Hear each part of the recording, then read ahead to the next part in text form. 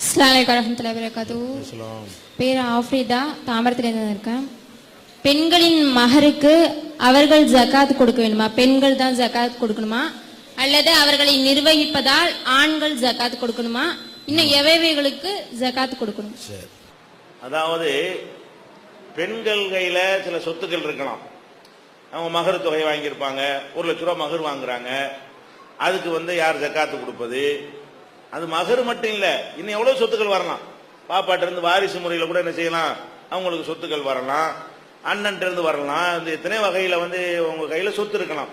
அல்லது கணவர் கொடுத்ததே சேர்த்து வச்சிருக்கலாம். அவர் தேவைக்கு மேல என்ன செய்யலாம், 5000 ரூபாய் தேவைன்னா 10,000 ரூபாய் கொடுக்குற கணவன் மாதிரிலாம் இருக்கத்தான் செய்யறாங்க. அவங்க தான் ஜாஸ்தியா இருக்காங்க. அந்த மாதிரி அது மாதிரி வாங்குற ரூபாய் என்ன செய்யலாம், சேமித்து வைத்து சொத்து பத்துகள் வாங்கி இருக்கலாம்.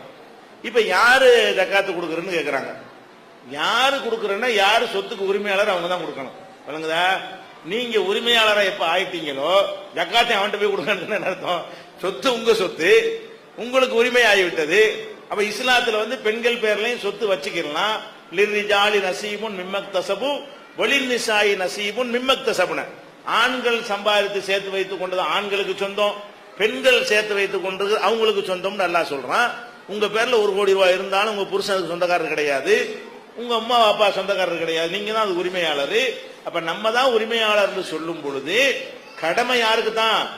யார் பேர்ல, யார் கையில, யாருடைய உடைமையாக அந்த சொத்து இருக்கிறதோ அவங்க தான் அதுக்கு ஜக்காத்து கொடுக்கணும்.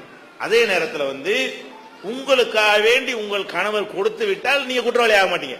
அவர் கொடுக்கணும்னு சட்டம் கிடையாது. நீ வச்சு பரவாயில்ல, நான் உனக்காக நான் கொடுத்துறேன்னா அவர் உங்களுக்கு அன்பளிப்பா தந்து நீங்க அதுல இருந்து கொடுத்தீங்கன்னு அர்த்தம். உங்க கணவராக விரும்பி உங்க நகைக்கு நான் கொடுத்துடுறேன், நீ வச்சுக்கிற கேஷ நீனே வச்சுக்க, உன் ஜக்காத்தை நான் கொடுத்துடுறேன் அப்படின்னு பெருந்தன்மையா கொடுப்பாரையானால் அப்ப என்ன செய்யலாம், வாங்கி கணவன் வாங்குற தப்பு கிடையாது தானே, தாராளமா வாங்கி கொடுக்கலாம். உங்களை எல்லாம் கேட்க மாட்டான். கணவர் கொடுக்கலன்னா கேள்வி உங்களுக்கு தான். ஏன் உன் பொண்டாட்டி ஜக்காத்தை நீ கொடுக்கலன்னு புருஷன் எல்லாம் கேட்கவே மாட்டான். மறுமையில கேள்வி யாருக்கு தான்? யாரு சொந்தக்காரங்களோ இந்த சொத்துக்கு உரியவர்களோ அவங்களுக்கு தான் கேள்வி.